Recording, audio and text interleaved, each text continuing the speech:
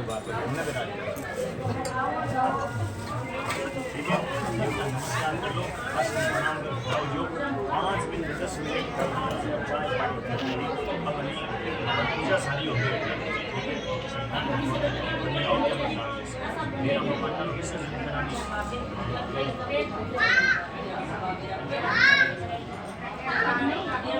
वंशोद्भव कश्यप मोहनलाल जी नामनी दासो हम सुखी देवी सधर्म पत्नी सहितेन श्रुति स्मृति पुण्य फल प्राप्त्यर्थम आयु आरोग्य ऐश्वर्य अभिवृद्ध्यर्थम मोहनलाल जी परिवार से सुख शांति समृद्धि कायिक वाचिक मानसिक शांति शरीर पीड़ा कष्ट दूरी संताप दूरीकरणार्थम तुलादान यथाशक्ति यथाविधि अनुसारेण अहम करिष्यामहे श्री कृष्णार्पण। थोड़ा सा आगे आ रेडमान छोड़ दो और छोड़ दो, संकल्प विरमाई नहीं छोड़ दो। हाथ लगा लो, थोड़ा अंदर हाथ लगा दो, घुटने हाथ लगा दो। हाँ छोड़ दो, कार्टून में छोड़ दो, छोड़ दो, हाथ लगा लो। ठीक है, ये परिवार वाला हाथ ठीक है, ठीक है बस, ठीक है।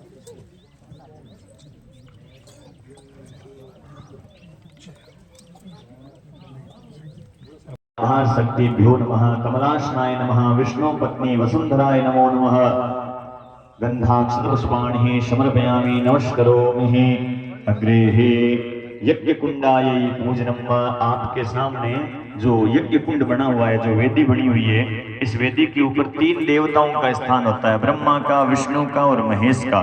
त्रिदेवों को उस वेदी को जो मुख्य यजमान बैठे हैं यज्ञ के अंदर, उस वेदी को एक बार हाथ लगा करके 3 देवताओं को मन में नमस्कार करके प्रार्थना कर लेवे। ओम ऋग्वेदा यजुर्वेद सामवेदो यथर्वेदा ये नमो नमः। गंधाक्ष पुष्पाणि समर्पयामि नमस्करोमि। अब इस वेदी के अंदर वास्तु देवता का पूजन होता है। इस वेदी को बनाने में कोई वास्तु की कमी रही हो तो वास्तु देवता को नमस्कार करें। वास्तु देवता का स्थान ईशान कोण में नमस्कार करना है। दिनेश जी जोड़े से जिस तरफ बैठे हैं वो जो कोना है वो ईशान कोण है, तो वेदी के ईशान कोण वाले कोने को नमस्कार करें। नमामि शमीशान निर्वाण रूपम विभुम व्यापकम ब्रह्म वेद स्वरूपम निजम निर्गुणम निर्विकल्पम निरीहम चिदाकाशमाकाशवासम भजेहम। निराकार ओंकार मूलम तुरीयम गिरा ज्ञान गोतीतमीशम गिरीशम करालम महाकाल कालम कृपालम गुणगार संसार पारम नतोहम। ईशान कोण मध्ये वास्तुपुरुषाय नमः। अब वेदी के मध्य के अंदर जो नाभि होती है वेदी की, वहां पर हाथ जोड़ करके नमस्कार करें। मन में नमस्कार कर लें वेदी की नाभि को। ओम नाभि दिव्येन कुंडस्देवताभ्यो नमः। गंधाक्ष पुष्पाणि समर्पयामि नमस्करोमि। अग्रे अस्ति पुष्पाण्यादि धृत्वा स्वस्ति वाचन मंगल मंत्रान् सबटेद। हाथ जोड़ करके गणेश भगवान को, कुल देवी को, इष्ट देवता को, सब देवी देवताओं को नमस्कार करें। ओम सुमुखस्य कदन्तस्य कपिलो गजकर्णका लंबोदरस्य विघ्नो विघ्ननाशो विनायक धूम्रकेतुर्गणाध्यक्षो भालचंद्रो गजानन। द्वादशैतानि नामानि य पठेत् शृणुयादपि। विद्यारंभे विवाहे च प्रवेशे निर्गमे तथा संग्रामे संकटे चैव विघ्नस्तस्य न जायते। शुक्लांबरधरं देवं शशिवर्णं चतुर्भुजं प्रसन्नवदनं ध्यायेत् सर्वविघ्नोपशान्तये। अभिसिद्ध्यात् सिद्ध्यर्थं पूजितो यः सुरासुरे सर्वविघ्नहरस्तस्मै गणाधिपतये नमः। सर्वमंगलमांगल्ये शिवे सर्वार्थसाधिके शरण्ये त्र्यंबके गौरी नारायणे नमोस्तुते। सर्वदा सर्वकार्येषु नास्ति तेषां मंगलम् येषां हृदयस्थो भगवान् मंगलाय तनो हरिः। तदेव लग्नां सुदिनं तदेव ताराबलं चन्द्रबलं तदेव विद्याबलं देवबलं तदेव लक्ष्मीपते ते धियुगां स्मरामि। लाभस्तेषां जयस्तेषां कुतस्तेषां पराजय येषां दीवनश्यामोर्देस्थो जनार्दन। यत्र योगेश्वर कृष्णो यत्र पार्थो धनुर्धर तत्र करना चाहिए, क्योंकि हाथ आगे करते हैं तो ये अंगुली सबसे पीछे चली जाती है और ये अंगुली हमें धर्म के काम में पीछे रहना सिखाती है। तो इस अंगुली का हम प्रयोग नहीं करते। क्यों नहीं करते? क्योंकि हवन का काम हुए, धर्म का काम हुए, उसके अंदर गौ माता का काम हुए, उसमें इस अंगुली के समान पीछे नहीं रहना चाहिए। इसलिए ये छोटी वाली अंगुली कनिष्ठिका का हम उपयोग नहीं करते। उसके बाद दूसरी अंगुली आती है छोटी वाली कनिष्ठिका के पास में, जो ये अंगुली इसका नाम है अनामिका, अंग्रेजी के अंदर रिंग फिंगर बोलते हैं जिसको। इस अनामिका का प्रयोग देवताओं को, ब्राह्मणों को, संतों को तिलक करते हैं तो इस अनामिका नाम की उंगली से करते हैं और इस अंगुली को पवित्र माना गया है, इसीलिए इस अंगुली का प्रयोग करते हैं। उसके बाद जो बीच वाली अंगुली है उसको कहते हैं मध्यमा, ये जो सबसे आगे निकलती है, तो इसका प्रयोग हवन में करना चाहिए। क्यों?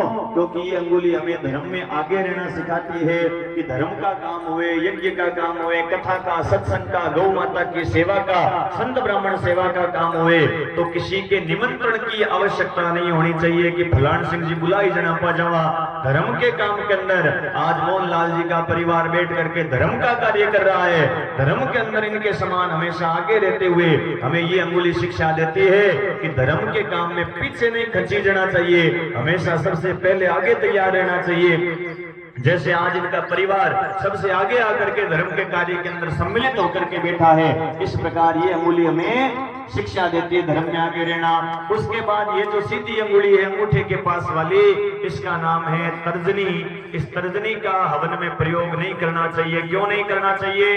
क्योंकि ये अंगुली जो है ये पितरों की बताई है, देवताओं के तिलक इस अंगुली से नहीं होता, इस अंगुली से पितरों का तिलक हो, पिंड दान करें जब कभी हम, तो पिंडों का जो तिलक होता है वो इस सीधी वाली उंगली से होता है। और दूसरी बात, ऐसा मारवाड़ी में कहते हैं कि ये अंगुली जो होती है लड़ाई कराने वाली होती है कि फलाने ने मुझे ऐसा बोल दिया तो लड़ाई हो जाती है, इसलिए इस अंगुली का प्रयोग नहीं करना।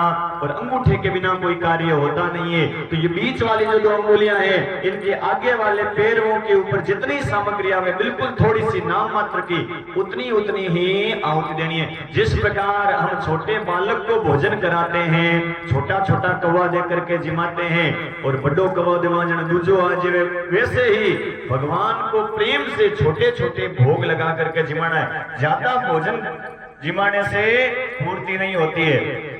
इन दो अंगुलियों के पैरों पर जितनी थोड़ी सी सामग्री आवे उतनी आहुति देनी है। और साथ में स्वाहा बोलना है। स्वाहा बोलने से क्या होता है? स्वाहा बोलते हैं तो भगवान अपना मुख खोलते हैं और स्वाहा कहने से मुख बंद करते हैं, तो खुले हुए मुख में जो आहुति जाती है वो तो भगवान स्वीकार करते हैं। और स्वाहा के पहले और स्वाहा के बाद में जो आहुति देते हैं वो बेकार जाती है। और साथ में स्वाहा बोलना है। स्वाहा बोलना क्यों जरूरी है? क्योंकि स्वाहा बोलने से भगवान हमारी मनवार को स्वीकार कर लेते हैं कि भगवान जैसा पत्रम पुष्पम फलम तो यम यो में भक्त्या प्रेषति, जिस प्रकार हमारे पास टूटी फूटी सामग्री है वो आपको अर्पण कर रहे हैं, आप हमारे प्रेम और भाव को देखते हुए उस सामग्री को स्वीकार करें। अब आहुति देंगे सभी। ओम गणानन्त्वा गणपतिं हवामहे, प्रियानन्त्वा प्रियपतिं हवामहे, निधीनान्त्वा निधिपतिं हवामहे, वशोम आहम जानम गंगणपतये स्वाहा। ओम नमो गणेभ्यो गणपतिभ्यो नमो नमो, व्रातेभ्यो व्रातपतिभ्यो नमो नमो, वृषेभ्यो वृषपतिभ्यो नमो नमो, विरूपेभ्यो विश्वरूपेभ्यो नमो नमः स्वाहा। ओम नमो गणेभ्यो गणपतिभ्यो नमो नमो, व्रातेभ्यो व्रातपतिभ्यो नमो नमो, वृषेभ्यो वृषपतिभ्यो नमो नमो, विरूपेभ्यो विश्वरूपेभ्यो नमो नमः। ओम अम्बे अंबिके अंबालिके नमानेति कृष्णस्कर्षपतिकां कां पीलवाशनिम्ब। ओम अंबिकायै। ओम अम्बे अंबिके अंबालिके नमानेति कृष्णस्कर्षपतिकां कां पीलवाशनिम्ब। ओम अंबिकायै। ओम अम्बे अंबिके अंबालिके नमानेति कृष्णस्कर्षपतिकां कां पीलवाशनिम्ब। ओम अंबिकायै। ओम अम्बे अंबिके अंबालिके नमानेति कृष्णस्कर्षपतिकां कां पीलवाशनिम्ब। ओम अंबिकायै। ओम अम्बे अंबिके अंबालिके नमानेति कृष्णस्कर्षपतिकां कां पीलवाशनिम्ब। ओम अंबिकायै। ओम गौरी पद्माक्षी मेधा सावित्री विजया जया देवसेना सदा स्वाहा, मातृ लोक मातृ धरती पुष्टि तथा तुष्टि आत्मन कुल देवता गणेशेनाधिका हेता वृद्ध्यो पूजा षोडश। ओम षोडश मातृकायै स्वाहा। ओम गौर्यादि षोडश मातृकायै स्वाहा। ओम गौर्यादि षोडश मातृकायै स्वाहा। ओम गौर्यादि षोडश मातृकायै स्वाहा। अपनी कुल देवी को, करनी माता को, जो भी देवी है आपकी इष्ट देवी, जीर्ण माता को नमस्कार करें। करनी माता को, डूंगरेचा तेमड़ा राय को नमस्कार करें। श्रीलसतानों में वेद पुराणों में ध्यान धर्या दुख को हरती हो, मेर कुबेर भई जगदम्बा करणी विलंब कहाँ करती हो। लाल ध्वजा सिर छत्र विराजत सिंह चढ़ी वन में फिरती हो। जब जब भीड़ पड़ी भगता पर अष्टभुजा बल से हरती हो। जब जब भीड़ पड़ी भगता पर अष्टभुजा बल से हरती हो। भगवती कर्नल दिव्य स्वाहा। ओम जयंती मंगला काली भद्रकाली कपालिनी दुर्गा क्षमा शिवा धात्री स्वाहा सदा नमोस्तुते। ओम जय तुम देवी चामुंडे जय भूतार्ति हारिणी जय सर्वगति देवी काल रात्रि नमोस्तुते।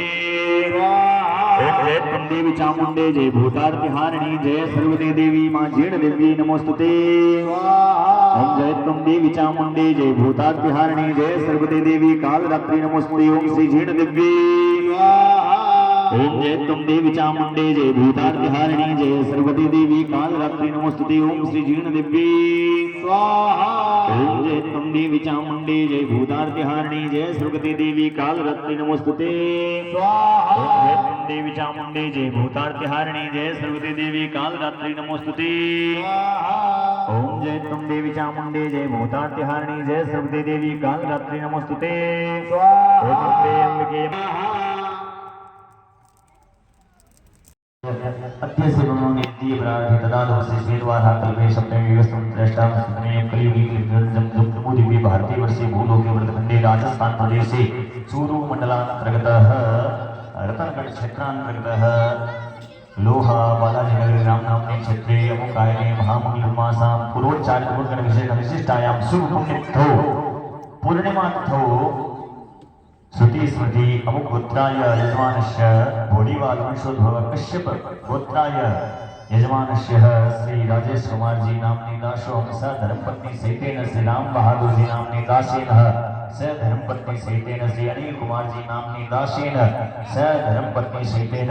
तीनों जो यजमान पूर्णिमा व्रत का उद्यापन कर रहे हैं वो साथ में बोले श्रुति स्मृति पुराणोक्त पुण्य फल प्राप्ति अर्थम।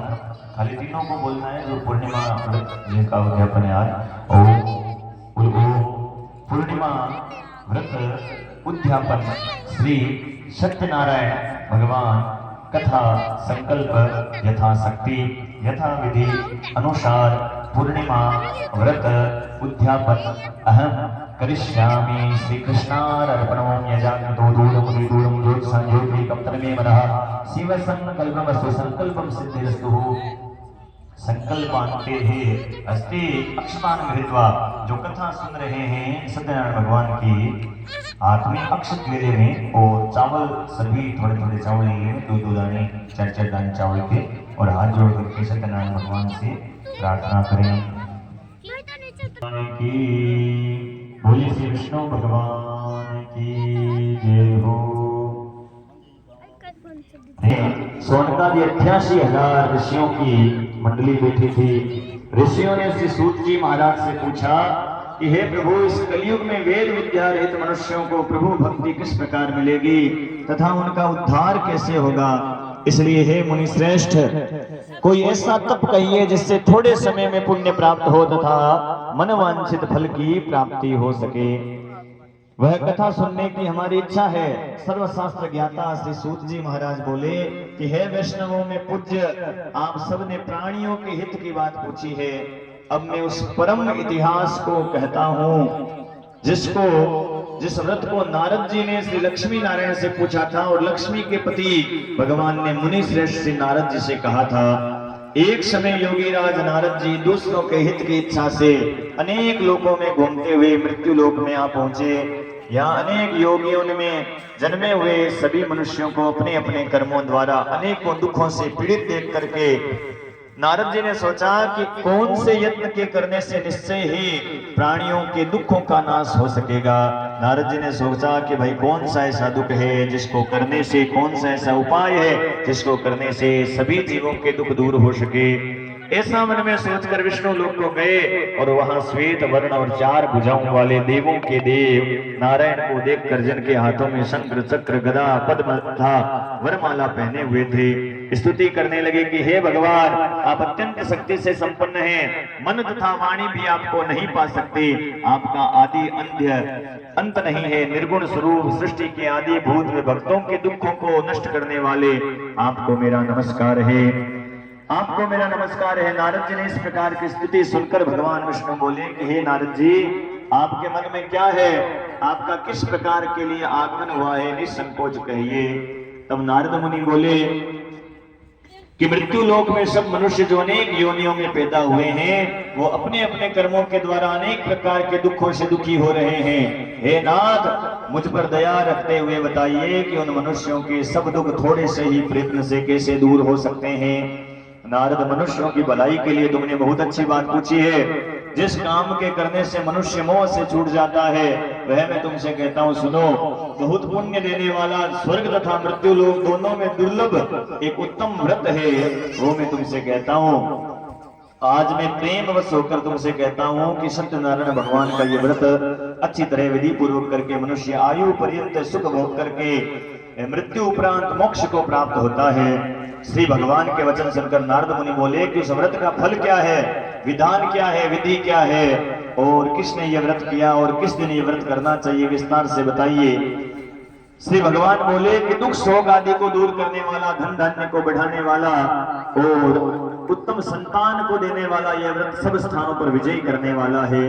भक्ति और श्रद्धा बढ़ाने वाला, भक्ति श्रद्धा के साथ किसी भी दिन मनुष्य शाम के समय ब्राह्मणों को बंधुओं के साथ से सत्यनारायण भगवान के धर्मपरायण होकर के पूजा करें। जैसे बड़ीवाल परिवार विगत 7 दिनों से भगवान की लक्ष्मी नारायण की, सत्यनारायण की पूजा करते आ रहा है, और भक्ति भाव से नैवेद्य केले का फल, घी, दूध और गेहूं का चूर्ण सवाया घर के अंदर जैसा वो प्रसाद बनाया हुआ है, तो वो प्रसाद थोड़ा यहाँ मंगा लेना। वो सवाई का प्रसाद है, आटे का मगध बनाया हुआ वो प्रसाद मंगा लेना यहाँ पर।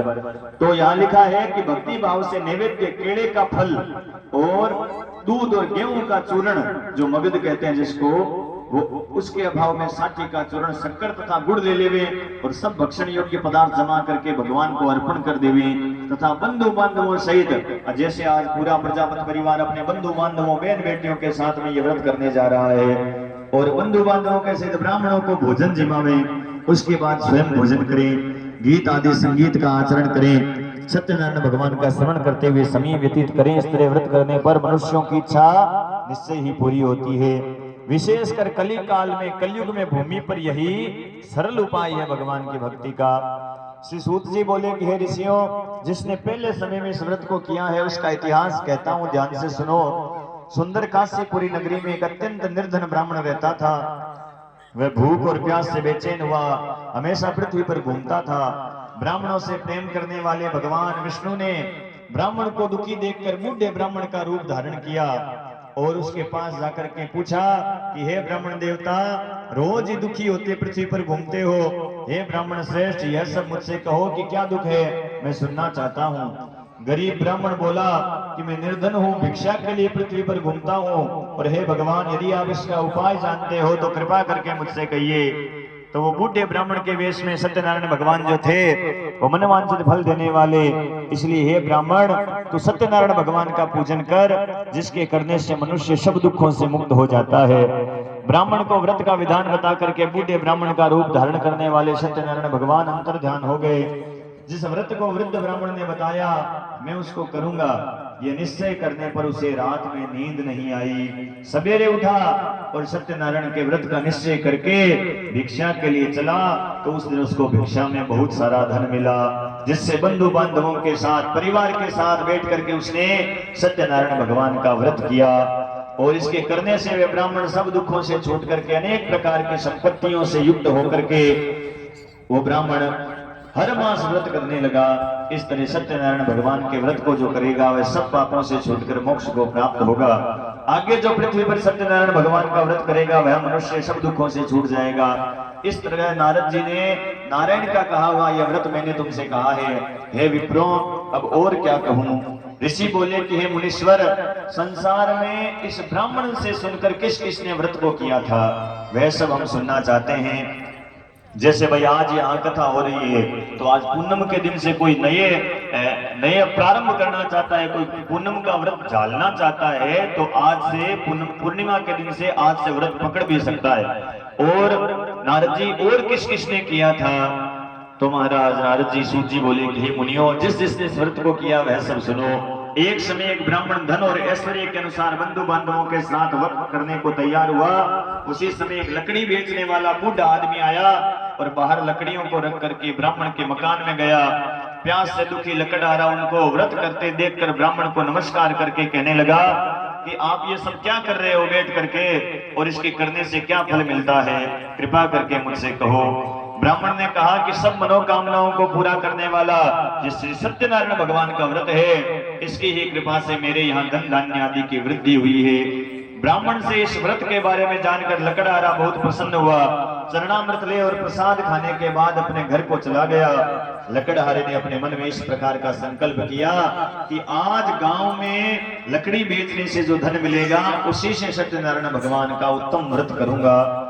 यह मन में विचार करके वे बूढ़ा आदमी लकड़ियां अपने सिर पर रख करके जिस धनवान नगर के अंदर लोग रहते थे वहां गया, और वहां उसे उन लकड़ियों का दाम पहले दिनों से 4 गुना मिला।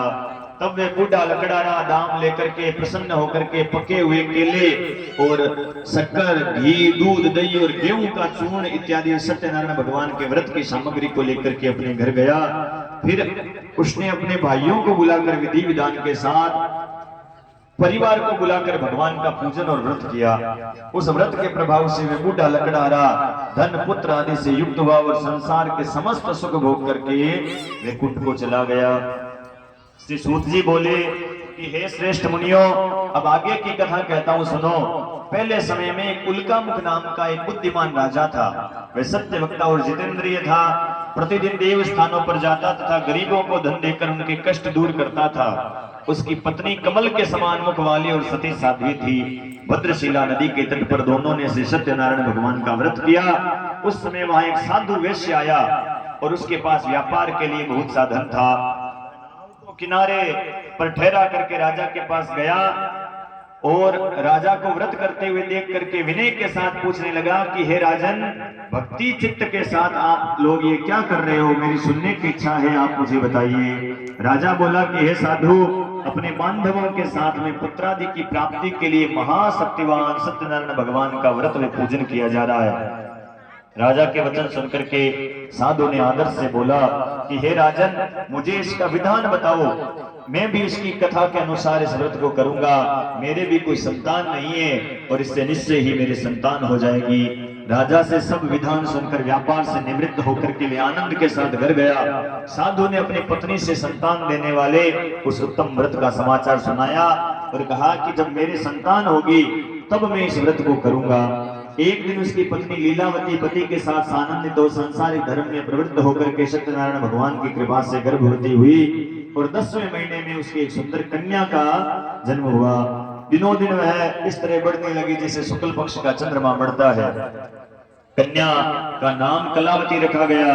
जब लीलावती ने अपने पति से कहा कि आपने संकल्प किया था कि भगवान का व्रत करूंगा, अब आप उसे करिए। साधु बोला कि हे प्रिय, इस कलावती के विवाह होने पर करूंगा। इस प्रकार अपनी पत्नी को आश्वासन देकर के वे नगर को चला गया।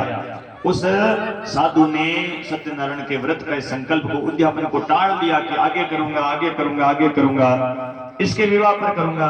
कलावती पितृगृह में वृद्धि को प्राप्त हुई और साधु ने जब नगर में सखियों के साथ अपनी पुत्री को देखा तो दूत बुला करके कहा कि मेरी बेटी के लिए कोई सुयोग्य वर देख करके लाओ। साधु की आज्ञा पाकर दूत कंचन नगर में पहुंचा और वहां खोज करके एक लड़की के लिए सुयोग्य वणिक पुत्र को ले आया। उस सुयोग्य लड़के को देखकर साधु ने अपने बंधु बांधवों के साथ प्रसन्न होकर के अपनी पुत्री का कलावती का विवाह करवा दिया। किंतु दुर्भाग्य देखो ऐसा हुआ कि विवाह के समय पर भी वह उस व्रत के उद्यापन को करना भूल गया और तब श्री सत्यनारायण भगवान क्रोधित हो गए और श्राप दिया कि तुम्हें दारुण दुख प्राप्त होगा। अपने कार्य में कुशल साधु बनिया जमाता सहित समुद्र स्थित रत्नपुर नगर में गया और वहां दोनों ससुर जवाई चंद्रकेतु राजा के नगर में व्यापार करने लगे। एक रोज भगवान सत्यनारायण की माया से प्रेरित होकर के कोई चोर राजा का धन चुरा करके भागा जा रहा था, किंतु राजा के दूतों को आता देखकर चोर ने घबराकर भागते हुए राजा के धन को वहीं चुपचाप रख दिया जहां वो ससुर और जमाई ठहरे हुए थे। जब दूतों ने उस साधु वैश्य के पास जाकर के राजा के धन को देखा तो दोनों को बांध करके ले करके राजा के पास गए और बोले कि ये दो चोर हम पकड़ करके लाए हैं। तब राजा ने आज्ञा दी कि इनको कठोर कारावास में डाल दो। उनका सारा धन छीन लिया। सत्यनारायण भगवान के श्राप के द्वारा उनकी पत्नी भी घर पर बहुत दुखी हुई। उसके घर पर जो धन था उसे चोर चुरा कर ले गए। शारीरिक व मानसिक पीड़ा, भूख प्यास से अति दुखित हो अन्न की चिंता में कलावती एक ब्राह्मण के घर गई और वहां उसने सत्यनारायण भगवान का व्रत होते हुए देखा। फिर कथा सुनी तथा प्रसाद ग्रहण करके रात को घर गई तो माता ने कलावती से पूछा कि हे पुत्री अब तक कहाँ रही। कलावती बोली कि हे माता, मैंने एक ब्राह्मण के घर से सत्यनारायण भगवान का व्रत होते हुए देखा है। कन्या के वचन सुनकर के लीलावती भगवान के पूजन की तैयारी करने लगी। लीलावती ने परिवार और बंधु बांधवों के साथ श्री सत्यनारायण भगवान का पूजन किया और वर मांगा कि मेरे पति और दामाद शीघ्र ही आ जाएं। साथ ही प्रार्थना करी कि हम सबका अपराध क्षमा करो। सत्यनारायण भगवान इस व्रत से संतुष्ट हो गए और राजा चंद्रकेतु को सपने में दर्शन देकर कहा कि हे राजन, दोनों वैश्यों को प्रातः ही छोड़ दो और सारा धन जो तुमने ग्रहण किया उन्हें दे दो, नहीं तो तुम्हारा नाश हो जाएगा। ऐसा वचन देकर के भगवान अंतर ध्यान हो गए। प्रातः काल राजा चंद्रकेतु ने सभा में अपना सपना सुनाया। फिर दोनों वणिक पुत्रों को कैद से मुक्त करके सभा में बुलाया और दोनों ने आते ही राजा को नमस्कार किया। राजा मीठे वचनों से बोला कि हे महानुभावों, भाग्यवश ऐसा दुख प्राप्त हुआ है, अब तुम्हें कोई भय नहीं है। ऐसा कहकर राजा ने उनको आदर सत्कार के साथ नए वस्त्र आभूषण पहना करके जितना धन दिया, जितना धन उनका लिया था उससे 2 गुना धन देकर के आदर के साथ विदा किया और दोनों वैश्य अपने घर को चलने लगे। सूत जी बोले कि वैश्य ने मंगलाचार करके यात्रा प्रारंभ की और अपने नगर को चला। उनके थोड़ी दूर निकलने पर दंडी वेशधारी सत्यनारायण भगवान ने उनसे पूछा कि हे साधु, तेरी नाव में क्या भरा हुआ है। और घमंड के अंदर अभिमान में आकर के उस वणिक साधु ने हंसता हुआ बोला कि हे दंडी, आप क्यों पूछते हो, मेरे क्या धन लेने की इच्छा है। मेरी नाव में तो बेल और पत्ते भरे हैं। भगवान से झूठ बोल दिया। वैश्य का कठोर वचन सुनकर के भगवान ने कहा कि तुम्हारा वचन सत्य हो, यानी कि भगवान ने कहा कि नाव में बेल पत्ते हैं तो ऐसा ही हो, तुम्हारे नाव में बेल पत्ते भर जाए। दंडी ऐसा कहकर के वहां से दूर चला गए और कुछ दूर जाकर समुद्र के किनारे बैठ गए। दंडी के जाने पर वैश्य ने नित्य क्रिया करने के बाद नाव को ऊंची उठी देख करके अचंबा किया और नाव में बेल पत्ते आदि देख करके मूर्छित होकर के जमीन पर गिर पड़ा और फिर मूर्छा खुलने पर अत्यंत शोक प्रकट करने लगा। तब उसका दामाद बोला कि आप शोक नहीं करें, यह सब दंडी स्वामी का श्राप है, अतः उनकी शरण में चलना चाहिए, तभी हमारी मनोकामना पूरी होगी। दामाद के वचन सुनकर वह दंडी के पास पहुंचा और अत्यंत भक्ति भाव से नमस्कार करके बोला कि मैंने जो आपसे सत्य वचन कहे थे उनको क्षमा करो। ऐसा कहकर महान शोकातुर हो तो मेरी पूजा से। वो दंडी बोलने लगे कि हे वणिक पुत्र, मेरी आज्ञा से तुम्हें बार बार दुख प्राप्त हुआ है, तू मेरी पूजा से विमुख हुआ। साधु बोला कि हे भगवान, आपकी माया से मोहित होकर के और हमने ये सब किया है, आप मेरी रक्षा करो और पहले के समान मेरी नाव में धन को भर दो। उसके भक्ति युक्त वचन सुनकर भगवान प्रसन्न हो उनकी इच्छा के अनुसार वर देकर अंतर ध्यान हो गए। तब उन्होंने नाव पर आकर देखा कि नाव धन से परिपूर्ण हो रखी है और जब नगर नाव को देख करके फिर वे भगवान सत्यनारायण का पूजन करके साथियों के सहित अपने नगर को वणिक पुत्र जाने लगा। जब अपने नगर के निकट पहुंचा तब दूत को घर भेजा और दूत ने साधु के घर जाकर उसकी पत्नी को नमस्कार करके कहा कि साधु अपने दामाद सहित इस नगर के समीप आ गए हैं। ऐसा सुनकर के साधु की पत्नी ने बड़े हर्ष के साथ सत्यनारायण भगवान का पूजन करके अपनी बेटी कलावती से कहा कि मैं अपने पति के दर्शन करने के लिए जाती हूँ, तू काम को पूरा करके बाद में शीघ्र आ जाना। माता के ऐसे वचन सुनकर कलावती प्रसाद को छोड़ करके पति के पास चली गई। प्रसाद की अवज्ञा करने के कारण सत्यदेव नाराज हो गए और उसके पति को नाव सहित पानी में डुबो दिया। कलावती अपने पति को न देख करके रोती हुई जमीन पर गिर गई। इस तरह नौका को डूबा हुआ था कन्या को रोता हुआ देखकर साधु दुखी हो गया। हे प्रभु, मुझसे या मेरे परिवार से जो कोई भूल हुई है उसे क्षमा करो। और उनके 3 वचन सुनकर सत्यदेव प्रसन्न हो गए। आकाशवाणी हुई कि हे साधु, तेरी कन्या मेरे प्रसाद को छोड़कर आई है, इसलिए इसका पति अदृश्य हुआ। यदि वे घर जाकर के प्रसाद खाकर के लौटे तो इसका पति अवश्य मिलेगा। ऐसी आकाशवाणी सुनकर कलावती ने घर पहुंचकर भगवान को प्रणाम करके प्रसाद का पान किया और तत्पश्चात साधु ने बंधु बांधवों के साथ सत्यदेव भगवान का विधि पूर्वक पूजन किया। उस दिन से वे पूर्णिमा को सत्यनारायण का पूजन करने लगा। फिर इस लोक का सुख भोगकर अंत में स्वर्ग लोक को गया। सूत जी बोले कि हे ऋषियों, मैं और भी कथा कहता हूं, सुनो। प्रजा पालन में लीन तुंगभद्र नाम का राजा, उसने भी भगवान का प्रसाद त्याग कर बहुत दुख पाया। एक समय वन में जाकर वन्य पशुओं को मारकर बड़े पेड़ के नीचे आया। वहां उसने ग्वाले को भक्ति भाव के साथ बंधुओं सहित सत्यनारायण की पूजा करते हुए देखा।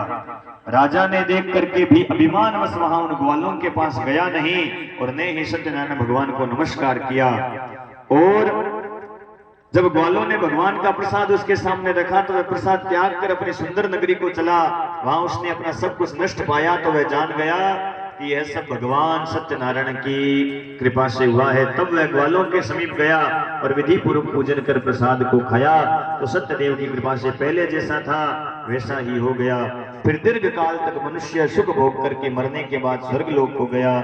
जो मनुष्य इस प्रकार परम दुर्लभ व्रत को करेगा, भगवान की कृपा से उसे धन धान्य की प्राप्ति होगी, निर्धन धनी होगा, बंदी बंधन से मुक्त होकर निर्भय हो जाता है, संतानहीनों को संतान प्राप्त होती है, सब मनोरथ पूर्ण होते हैं, अंत में वैकुंठ धाम को जाता है। जिन्होंने पहले इस व्रत को किया था, अब उनके दूसरे जन्म की कथा कहता हूँ।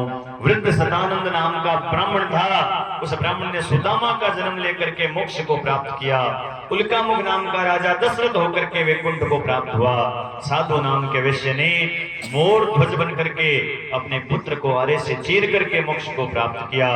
महान तुंग ध्वज नाम ने स्वयंभू होकर भगवान में भक्ति युक्त कर्म करके मोक्ष को प्राप्त किया।